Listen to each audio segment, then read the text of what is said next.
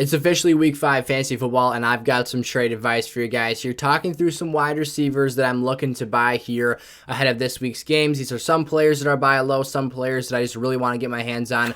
A little bit of mix and match here for today's episode, but the moral of the story, the takeaway is here, all 5 of these guys are targets I'm looking to acquire for my rosters here as we make our way through this fantasy football season. So if you're new around here, drop on down, smash that subscribe button, and turn the bell on so you're never late for a piece of content or posting fantasy football episodes here on YouTube every single day of the week, and other additional content and other spaces as well that can be found in the description of today's video. So as always, I welcome your questions and trade scenarios in the comment section below. How about a friend as well if you see a question that you have a good feel for? So check all that stuff out. Use me as a service here and a resource for your fantasy leagues this season, and let's get started. All right, you guys, make sure to hit today's episode with a like as we get started. The first wide receiver I want to chat about today is Christian Kirk of the Jacksonville Jaguars. Now, it's no secret, Christian Kirk has been absolutely balling out the first month of the year. This past week was a bit of an exception. Now, I'm not going to play a game here and pretend like this is some super big buy low opportunity, but his stock for some may have dipped here after this contest. He had just a 22% catch rate, catching 2 of his 9 targets in this week's past contest against the Philadelphia Eagles.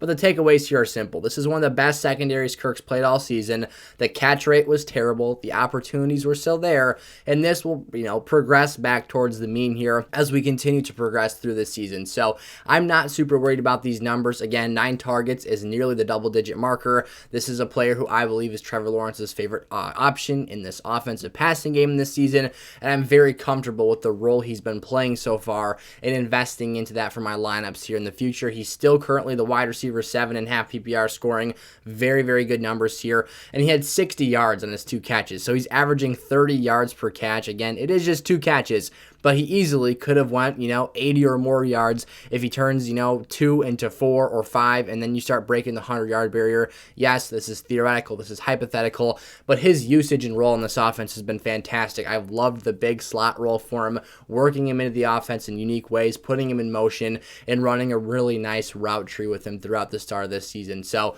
the first month has been all optimism for me for Christian Kirk. I'm not blinking or batting an eye here for 1 second based off of this week's past games, and I'm moving forward with confidence here for Christian Kirk. And if you can get him, I think he's an elite level wide receiver 2 play to have in your lineups on a weekly basis here.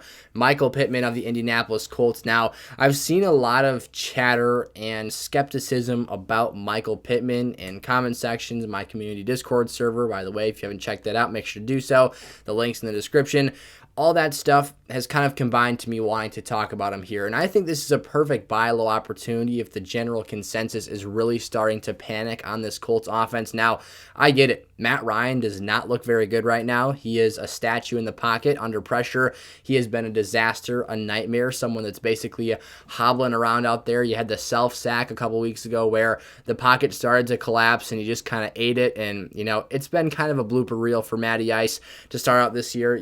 I would say that Frank Wright is certainly not feeling Matty Ice in terms of him being on the hot seat. That dude is on fire right now and potentially going to get fired if this season continues to wash down the drain for this team. But I do like Michael Pittman here. Despite the fact that the Colts are struggling offensively, it hasn't always been pretty. I think a large portion of that can be attributed to a couple things. A, decision-making, and B, game scripting for this team. I think that there's been some situational football play calling that's been very poor. I think that there's been a lack of attention to detail in terms of establishing the run game. Now, the offensive line has clearly taken a step back this season, and things haven't necessarily went as planned for this organization. I'm not going to pretend like they've got everything going their direction and they need to be, this perfect, pristine football team in offense right now, but they have been overly pass happy in situations where I felt they could control the tempo and pace of a game better by running with Jonathan Taylor. Now he's injured, rolled up on his ankle this past week in week 4, and now you've got a short week on Thursday night where you could potentially be without Jonathan Taylor, and Michael Pittman's coming off of a quiet game with just 3 receptions for 31 yards on a season-low 6 targets and a loss to the Tennessee Titans. So you're talking about a 4.5 fantasy point scoring game in half PPR. Not great stuff there. So combining the, scarcity around, not scarcity, but the fear, the frightfulness, let's go that way, with this Michael Pittman Indianapolis Colts offense as a whole, I actually think that this is a great buying opportunity because these negative game scripts and need to pass late in contests are very positive for fantasy football pass catchers here. If you're trailing late in games, if you don't have an established lead late, you got to catch up, and the way to do that is passing the football. Michael Pittman being the clear alpha wide receiver for this team is a very nice thing to have at your repertoire here and at your disposal for your fantasy lineup. So looking to get my hands on Pittman here, I view him as a lower-end wide receiver one, a lower-end top 12 play. I think he continues to put up some solid numbers. He did get red zone looks this past week, just wasn't able to convert. He was out of bounds on one play. Matt Ryan just kind of missed him on another. It's been, not always the cleanest thing. Matt Ryan is also not one of the better red zone passing quarterbacks in the National Football League historically, just based off of the data of his red zone passing accuracy inside the 20s. He seems to struggle when the field gets condensed and crunched a little bit, but he's got a huge frame of a player here in Michael Pittman to take advantage of. So, again, clear alpha wide receiver one for me. I'm confident in his role going forward in those negative game scripts. I actually view as a positive. I think that they'll continue to an extent. I think that this team should be able to get things under control. He does have a tougher matchup this week. I will note this against Denver. Their secondary has been very solid, and if they can force Indy into kind of a one-dimensional situation here, put Patrick Surtain on Pittman and just kind of clamp him up, that could cause problems. That could slow down the production a bit. But Pittman, for me, still confident on him. T. Higgins, a guy who this is definitely not a buy low right now. T. Higgins has been producing very, very good numbers the past couple of weeks. And I really wanted to talk about this because I feel like for T. Higgins right now, there's a situation on our hands where the gap between him and Jamar Chase really isn't that big at the moment. And I think that it's just provides the opportunity that, as a consensus, we've placed all the value on Jamar Chase in terms of being the top alpha wide receiver in this offense. And I still think that that's the case to an extent. I think he is the top playmaker for this team, the number one wide receiver for Joe Burrow. But T. Higgins' numbers have been phenomenal. This is a player that some would say is exceeding his expectations, but I think that these kind of are the expectations going forward. And seeing this 1A, 1B production as opposed to kind of the discrepancy we saw between the two and kind of the boost that we saw Jamar Chase get late last season, I think T. Higgins can kind of hold his weight a little bit more this year and establish himself as, a very close 1B option to Jamar Chase. So if you take out week one, in case you didn't realize or were unaware for whatever reason, that's no problem, that T. Higgins suffered a concussion in week one. He was ruled out of that contest very early. You had a situation where Jamar Chase down the stretch accumulated 16 targets and T. Higgins had just 2 in that game. If we take that week one outlier out of the situation here where there's a 14 target advantage in Jamar Chase's direction, and we look at the 3 games prior, T. Higgins has out-targeted Jamar Chase 26-25, so the narrowest of edges to T. Higgins here, and he's had 2 touchdowns to Jamar Chase's 1 touchdown in that 3-week span since. So he's actually outproducing Jamar Chase since that week 1 performance.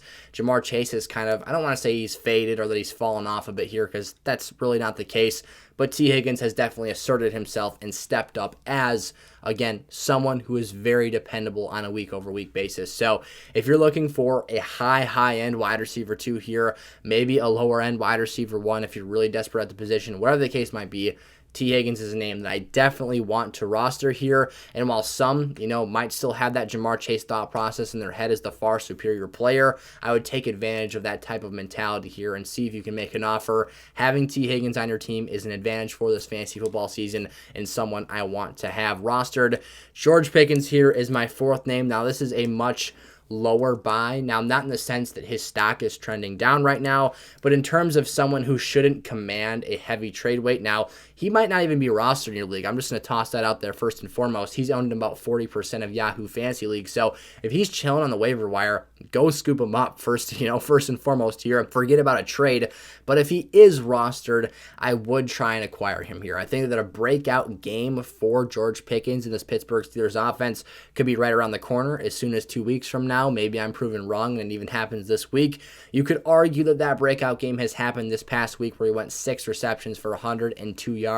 However, I do think that we need to see kind of a stacked situation here where he produces in multiple games or shows us, on a consistent trajectory that he is ascending upwards. For George Pickens here, it was kind of a nothing, and then boom, all of a sudden he comes out here and has these phenomenal numbers. So the reason for that, of course, there's a catalyst. It is Kenny Pickett. They benched Mitch Trubisky in the second half, taking on the New York Football Jets in week 4, and that was a big deal. As soon as that transition was happening and taking place, George Pickens immediately stepped up to the plate and was the most productive wideout for this offense. Now, prior to Kenny Pickett entering the game, Pickens had just one reception.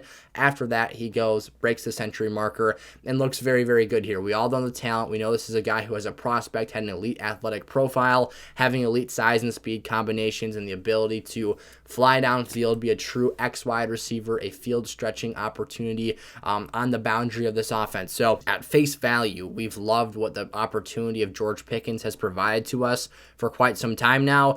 I was surprised to see Kenny Pickett get the nod so early in the season. I was happy to see it though, and very happy to see the impact it had on George Pickens. We'll see if he can sustain that against Buffalo this week. That is a tougher matchup. We saw them do a number on Ravens wide receivers last week, and they're just a very buttoned up and sound schematic unit on that secondary end. So at the end of the day, I'm going to be patient with George Pickens next week. Maybe if you've got guts here and want to risk it a little bit, you could wait, hold off until week 6. If he has a stinker game, go out and buy even lower for him then, because I'm assuming a large percentage of rostership will add him after this past week. And then you can kind of move forward from there. But for me, the size, the talent, the situation changing here in a direction that appears to favor Pickens. It's all great stuff that you want to see for your fantasy football wide receivers.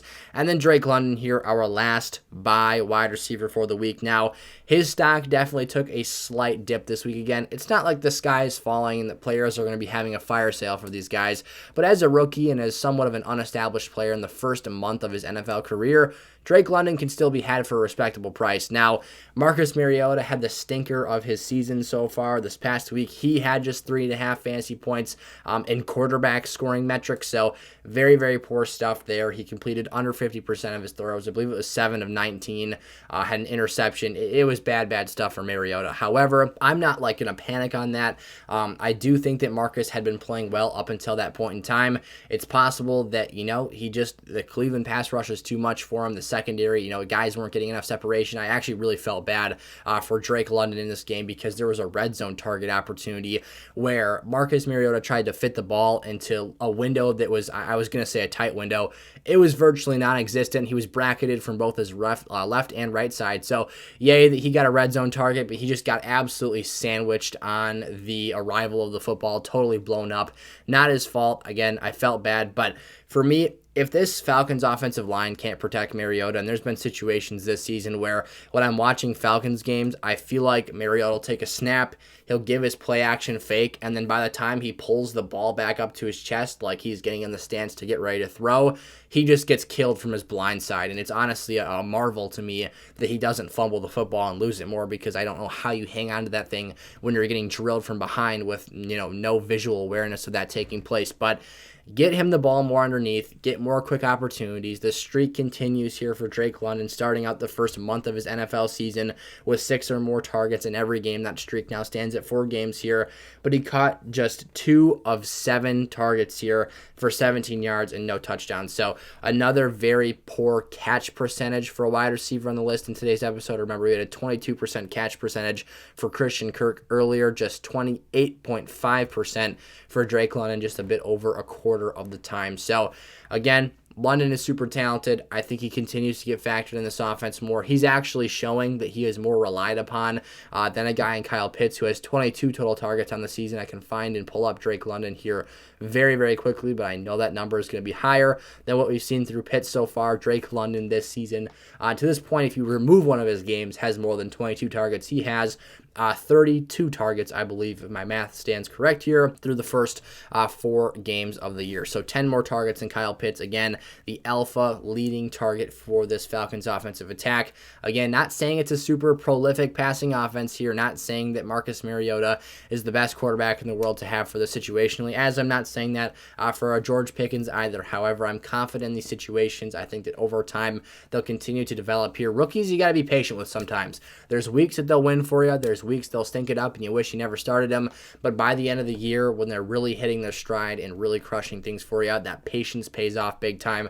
and you've got league-winning assets on your hands here. So go target these 5 players again: Drake London, George Pickens, T. Higgins, Michael Pittman Jr., and Christian Kirk.